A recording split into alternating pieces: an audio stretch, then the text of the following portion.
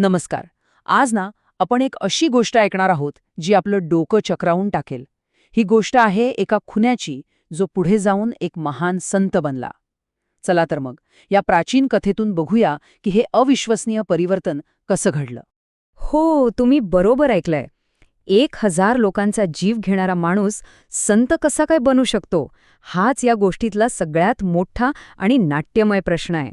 आणि याचं उत्तर शोधण्यासाठी आपल्याला कथेच्या सुरुवातीला जावं लागेल. तर अंगुलीमाल नक्की होता तरी कोण? गंमत म्हणजे ह्याचं उत्तर त्याच्या मूळ नावामध्येच लपलेलं आहे. त्याचं नाव होतं अहिंसक, आणि त्याच्या नावातच त्याची खरी ओळख होती. अहिंसा हाच ज्याचा धर्म होता. सुरुवातीला तो अहिंसक नावाचा एक विद्यार्थी होता. एका गुरूंकडे शिक्षण घेत होता. तो इतका हुशार, मेहनती आणि आपल्या अभ्यासात पूर्णपणे वाहून घेतलेला होता की त्याच्या गुरूंना त्याचा खूप अभिमान होता. पण म्हणतात ना, जिथे प्रतिभा असते तिथे मत्सर हा येतोच. अहिंसकची हीच हुशारी त्याच्यासाठी एक प्रकारे शाप ठरली. त्याच्या इतर वर्गमित्रांच्या मनात द्वेष आणि मत्सराची आग अशी काही पेटली की त्यांनी मिळून आपल्या गुरूंचे कान अहिंसक विरुद्ध भरायला सुरुवात केली. आता सतत चुकीच्या गोष्टी ऐकून काय होतं? गुरूंच्या मनातही अहिंसकबद्दल राग आणि संशय निर्माण झाला. आणि मग ह्याच रागाच्या भरात गुरूंनी त्याच्याकडे एक अशी विचित्र मागणी केली जिने त्याचं अख्खं आयुष्यच पालटून टाकलं. 1000 हा फक्त एक आकडा नाहीये, ही त्या भयानक मागणीची सुरुवात होती. अशी मागणी जी एका हुशार विद्यार्थ्याला, एका अहिंसक नावाच्या मुलाला चक्क एका राक्षसात बदलणार होती.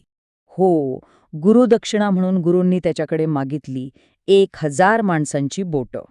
विचार करा, आपल्या गुरूंची आज्ञा पाळायची या एकाच विचाराने तो बिचारा निष्पाप विद्यार्थी एका भयंकर अंधाऱ्या वाटेवर निघाला. आणि ह्याच क्रूरतेमुळे त्याला एक नवीन भयानक ओळख मिळाली. तो लोकांना मारून त्यांची बोटं कापायचा आणि त्या बोटांची माळ बनवून चक्क आपल्या गळ्यात घालायचा. संस्कृतमध्ये अंगुली म्हणजे बोट आणि माल म्हणजे माळ, आणि ह्यावरूनच त्याचं नाव पडलं अंगुलीमाल. तर तो अहिंसक आता पूर्णपणे अंगुलीमाल बनला होता. संपूर्ण परिसरात त्याची इतकी दहशत पसरली होती की लोक त्या जंगलाच्या वाटेला जायलाही थरथर कापायचे. आणि मग एक दिवस त्या जंगलात आगमन झालं गौतम बुद्धांचं. हाच होता कथेचा टर्निंग पॉइंट.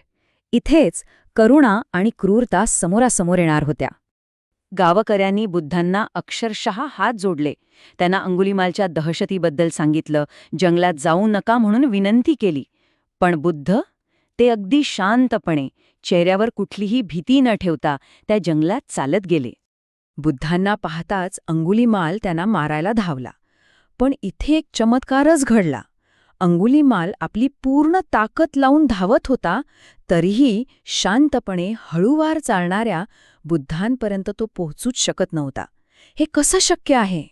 आता आपण येतोय कथेच्या परमोच्च क्षणावर. हा तो संवाद आहे ज्याने एका खुन्याचं हृदय परिवर्तन केलं आणि इतिहासाला एक वेगळंच वळण दिलं.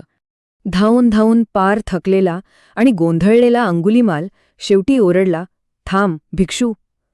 त्याच्या आवाजात राग होता, निराशा होती आणि आश्चर्यही होतं. यावर बुद्धांनी अगदी शांतपणे उत्तर दिलं, "मी तर केव्हाच थांबलो आहे. थांबायची गरज तुला आहे."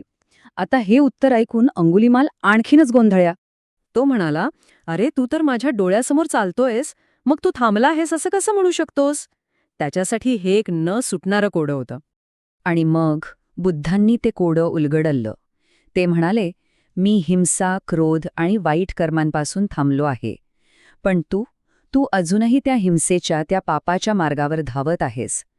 हे शब्द म्हणजे जणू अंगुलीमालच्या मनावर वीज कोसळल्यासारखे होते. बुद्धांच्या या शब्दांनी तो परिणाम साधला जो हजारो तलवारीसुद्धा करू शकल्या नसत्या. अंगुलीमालच्या आतमध्ये काहीतरी कायमचं बदलून गेलं. त्याला आपल्या पापांची, आपल्या कर्मांची जाणीव झाली. पश्चात्तापाने त्याचं मान भरून आलं.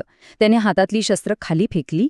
आणि ही कृती फक्त शस्त्र फेकण्याची नव्हती, तर ती त्याच्या हिंसक आयुष्याचा त्याग करण्याचं प्रतीक होती. तो थेट बुद्धांच्या पाया पडला आणि त्याने योग्य मार्गासाठी विनवणी केली.